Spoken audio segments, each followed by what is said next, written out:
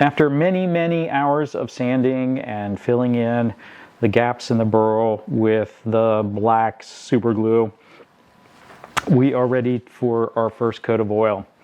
So everything's been sanded up to 320 and we're looking pretty good. The neck's all nice and finely shaped. I did rounding of the fret ends and polishing the frets, so those are all ready to go. Everything is all good. So this is going to be first time the burl gets some oil, and we're actually just going to do the top for this first coat here. We're going to come back later for the back of this. What I'm going to do is when we put the oil on, we're also going to hit it with some sandpaper to get a little bit of the dust inside the pores. The limba is a pretty pory wood, and I don't like to use like fillers and stuff like that. I like sawdust, and the sawdust and the oil make a nice filler that is the same thing. So that kind of works out for me. But what we're going to do today is we're going to do oil on the top here. We're going to do the first coat on the neck on all of it. And then we'll let this sit for a little while. And then we'll wipe off. And then we'll keep going. So here is what the top is going to look like. And the oil is doing exactly what I'd hoped. I did ponder for a bit making this like a colorful tap, but then this burl is so exquisite that I decided that was not the way I wanted to go. And man, this is just exactly what I was hoping for. It's a pretty thin coat. It's going to soak in really fast, but we'll give it about 10-15 minutes and then buff off any extra. Our skunk stripe up the middle, even though that was done to fix a disaster, looks pretty good, kind of like we planned it, even though we didn't. Headstock should look just as good. That body. Oh yeah. And then same thing for the neck. We'll let that sit for a little bit and then we'll buff out the rest of that. Tap's been drying for like 24 hours. It's dry to the touch, not cured by any means. That'll still take a couple weeks before it stops, stinking and everything. But now it's time to throw some oil on the cavity cover and the back. And we're going to do what I think I may have mentioned, which might be cut out. But we're going to put some oil on it, and then we're going to sand it with 320 grit sandpaper. That will drive the dust and the oil into the pores and become basically grain filler for us. This limba is pretty porous, particularly around the end grain. I don't like using other fillers, but when combined with the actual sawdust of the wood itself, I think that makes a fine grain filler. We'll go first with just sort of the exposed side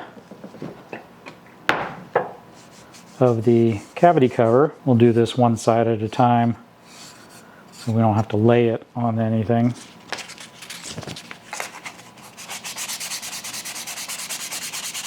And of course, like always, sand with the grain, and then we'll let that guy sit for a bit. Now let's go ahead and work on the body itself. Go ahead and, since I'm going to want to do, rest a little bit on the edge, that'll be like the last thing we do is the edge piece. Maybe make it a little bit wetter than I would normally do, just so that we have some oil to work with.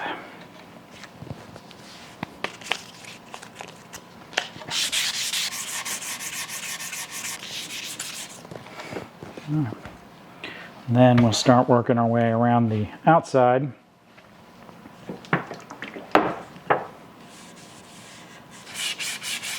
And you want to make sure that you're using like a wet dry sandpaper. Otherwise, I've had the misfortune of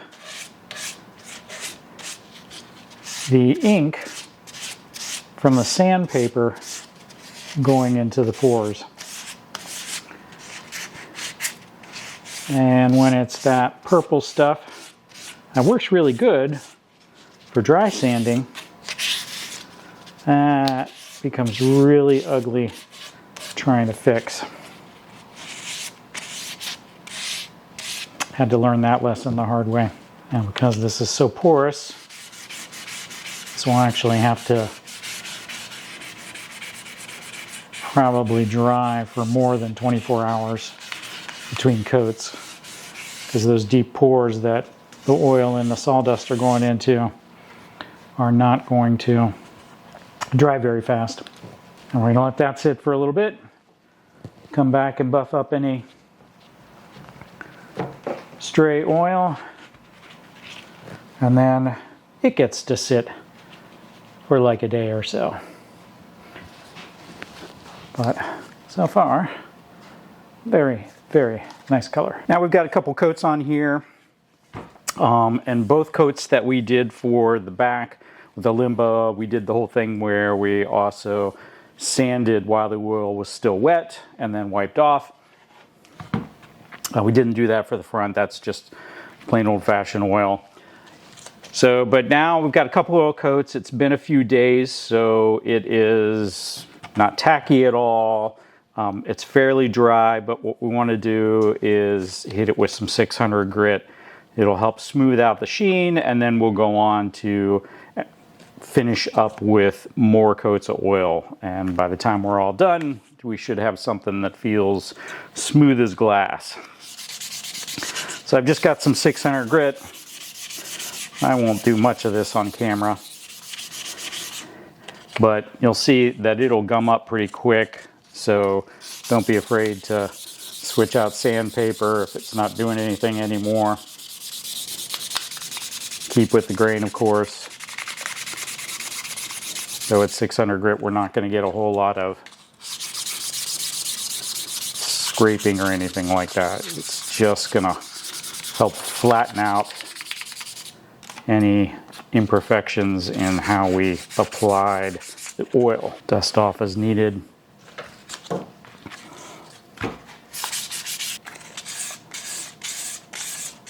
And then just a quick visual inspection to make sure we didn't miss any spots. All right, already did the neck and the cavity cover. So now it's time for a little bit of oil. So once I've gotten to this point, the oil is going to go on pretty thin. We're going to wipe it off pretty fast. What we're trying to do is just build up thin coats to get to the level of gloss that I want. We'll actually do probably a couple more of this. Then we'll go with 00 steel wool to get everything nice and smooth. And then maybe a couple coats after that, or maybe just one. Get yourself some good light so you can tell where you've missed some spots in the end grain and the sides. It'll be pretty obvious. But along this kind of long grain, not so much. All right, now we give those a couple minutes and wipe off the excess. By couple, I mean like 10. Been about a little over a day since we last talked.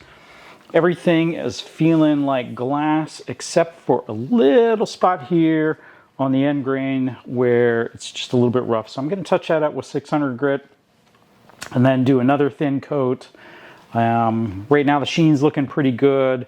I think I will still have to probably do some, real fine steel wool and then a final coat after that. But I think we're in pretty good shape.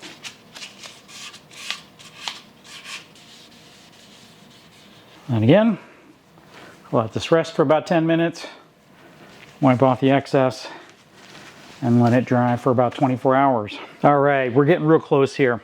So at this point, everything should feel like glass. Like if you've got spots that aren't just super smooth to the touch, hit it again with the like 600 grit sandpaper and do another thin coat of oil. But we're all like glass now. We just kind of want to make sure that the sheen is nice and even. So I'm going to go at it a little bit with some extra fine steel wool and then hit it with another thin coat of oil. And that might be our last. We'll take a look once that dries, but we're probably right there. The steel wool will dull it just a little bit, but then it'll pick up some more gloss with that thin coat. Magnets in the control cavity are going to want to keep a hold of the steel wool, so we'll have to vacuum that out. Some people, depending on the finish that you want, you can actually hit it with a really fine steel wool after you've done your final coat of oil. And that'll push a little bit more towards the satin side if you're getting a little bit too much gloss. Just be careful, don't push too hard. You don't want to, you just want to scuff it, not scratch it. Not, you know, fine scratches, not big scratches. And the day has finally come. It's assembly day. So our finish is nice and done. We've got the sheen that we want on it. If you're, looking for shinier, more coats of the oil, we'll do that. I am more of a fan of a satin finish myself. It just slides better when you're moving around. All right, so the first thing we're going to do is we're going to put our ferrules into the holes that we drilled previously. I did have to clean these out a little bit. Once you get some finish in them and the wood swells a bit, it gets tight again. These are already tight, so it's snug, but I ran through it again with the Forstner bit to kind of clean out the gunk. Or you can use a little dowel that's been sort of nubbed off at the top, because these don't go in finger strength. They are just barely fit the whole kind of thing. And once we get it centered, tap it until it is seated.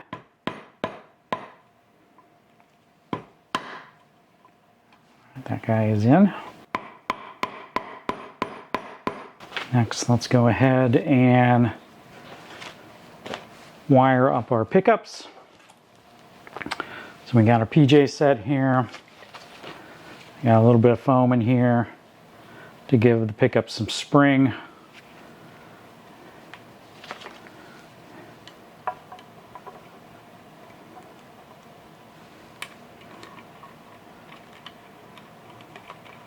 All our mounting holes have been pre-drilled, so this should go fairly smooth. Now I do like to just dip the tip of the screw into some Minwax before I put it in. It'll make it screw in a lot easier. Of course, everything is pre-drilled. That goes without saying, though I just said it. I do like to use hand tools at this sort of stage of the game. You could use a power drill, but that risks sliding off, bumping into something, burring out a screw that you don't want to. All those sorts of damaging things. Fish through our ground wire. There we go.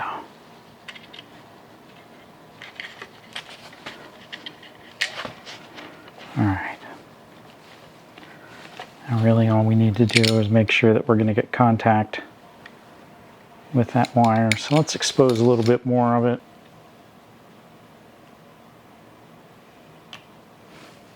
I'll just sort of flatten it out here so that when we screw on the bridge, we're going to get good contact. And let's go ahead and sand off a little bit of that bridge. And that should give us nice, snug. And where did I put my bridge screws? Someplace safe, I'm sure. All right, let's give that wire a tug just to make sure that we're firmly in there, and we are. I just realized that we were not recording as I thought we were, so here's what we missed. Went ahead and I think last thing that did get picked up was the bridge. We installed the pots and wired everything up except the jack. We're probably going to connect it while we test everything out and make sure everything's, you know, straight where it's supposed to be, but then we'll ultimately snip those off and just solder them to the jack. But for now, we've just got all that tucked in there and this closed down.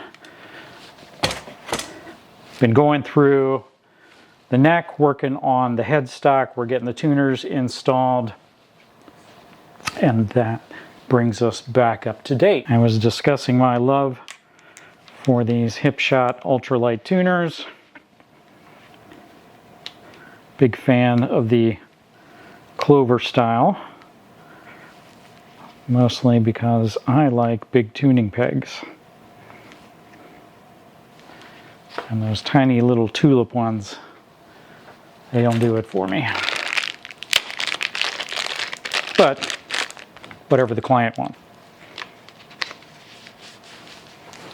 It'll get a little bit of the grease off of it.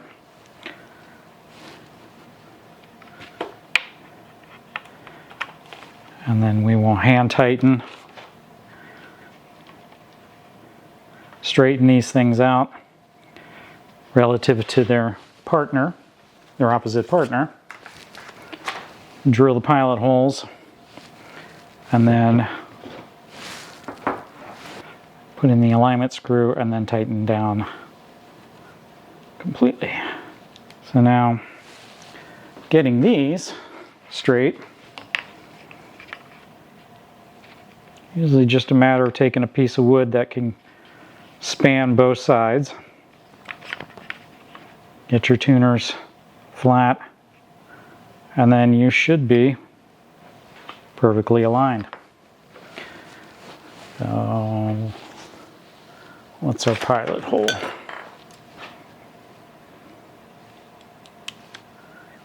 .5/64. All right, let's go find the 5/64 bit. Okay, back with my drill bit. While I was away, I also grabbed a couple of small little clamps here so that I didn't have to try and hold this and keep it straight while I was drilling. We just need to go in a little bit. This is not a structural thing. This is more just keeps the tuner from spinning. So it's got tiny little screws, tiny little holes.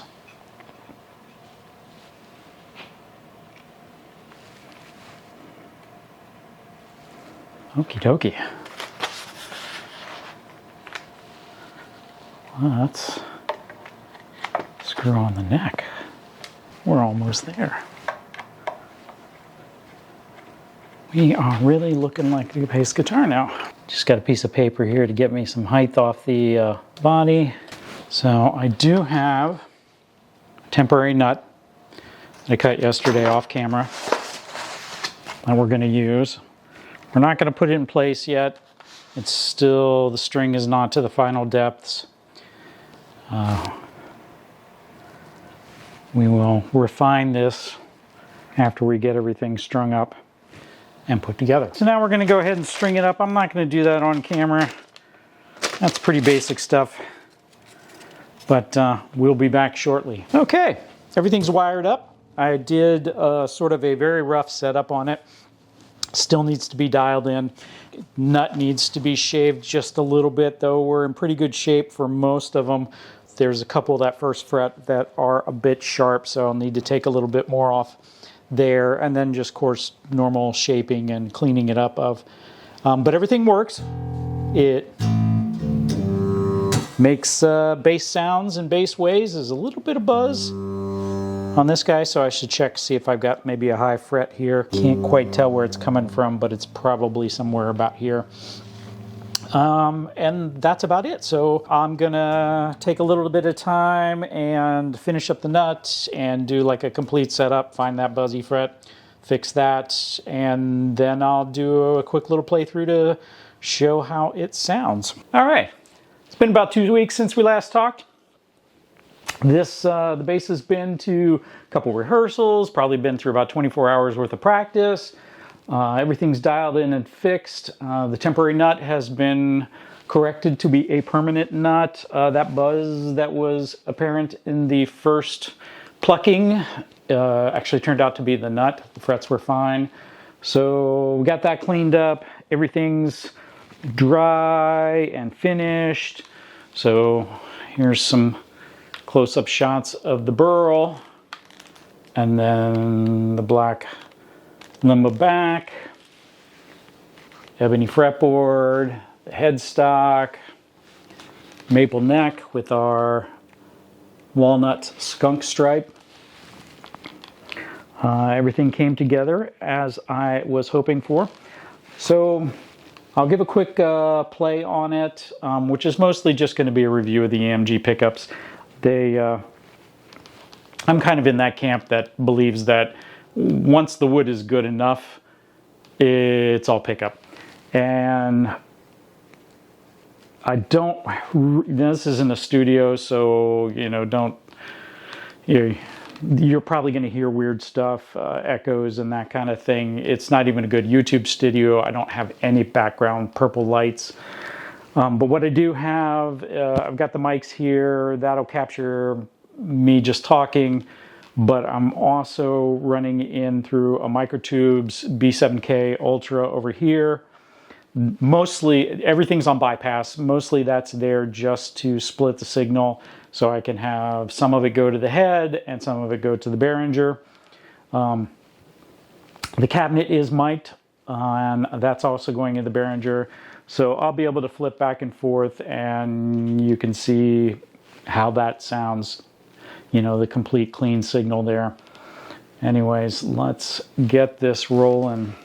So right now I've got the pickups all off full, both. So 100% on the neck and 100% on the bridge. It's got a nice full squawk. I really like it.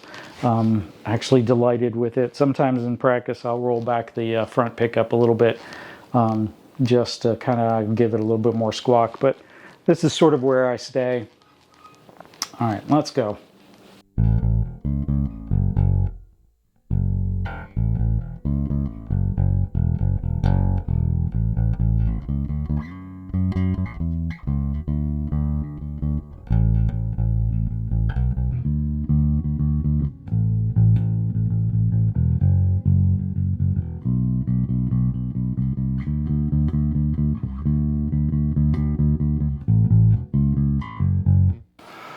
Okay, let's roll back the bridge, and so we're just in neck now.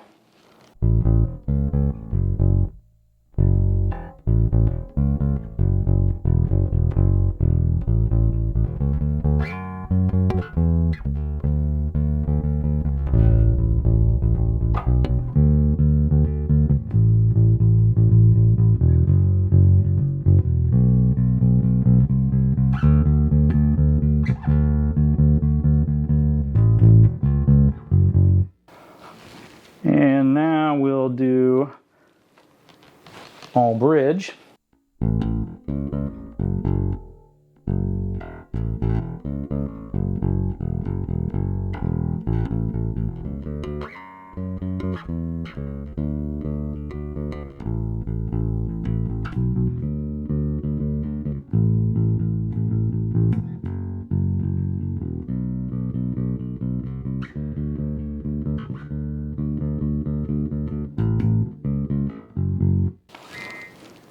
All right.